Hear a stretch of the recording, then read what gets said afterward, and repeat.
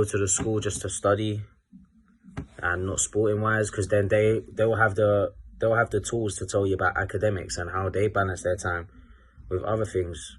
Obviously it's not as easy because we take the sporting path.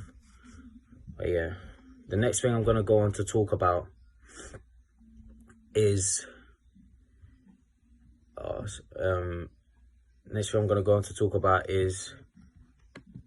using weekends wisely. Being a student athlete, you have most of your time, you train like 5 times a week and you have classes 5 times a week. So it's hard to balance your schedule.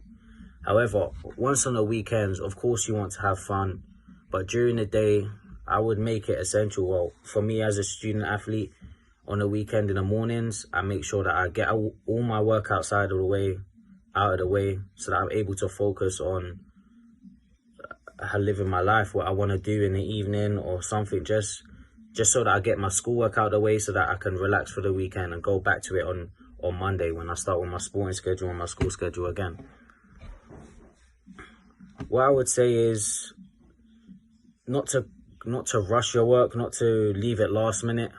As being a student athlete, once you leave things last minute, it tends to all just come on top of you, especially in season when you have a lot of things going on. You have a lot of games, you don't have much time to focus on your classwork.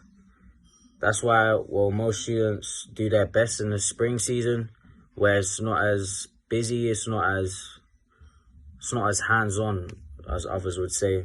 So you have more time to focus on your classwork rather than your sport. Whereas in the fall season, you don't tend to focus on your academics as much because you've got a lot of games, a lot of practice, and barely any time in the classroom.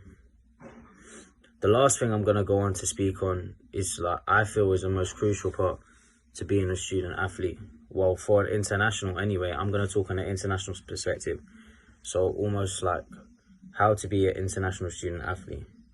Being an international student athlete is difficult as you're not used to your surroundings, you're not used to the lifestyle that some live. For example, me coming in to adjust was different.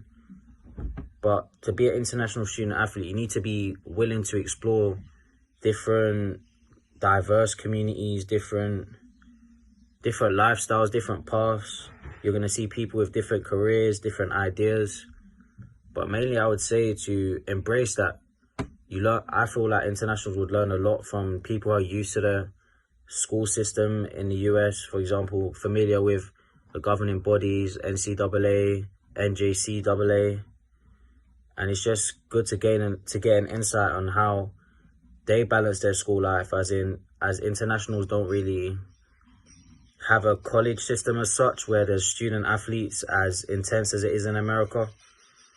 So I would say that I learned a lot, and I learned to balance my school life with the sporting. It's more 50-50, whereas before I had it as more 70-30, 60-40 towards the sports side.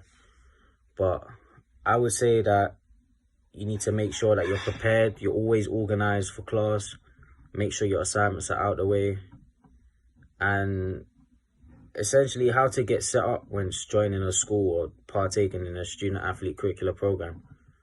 But thank you, my name's Sofian, and thank you for listening.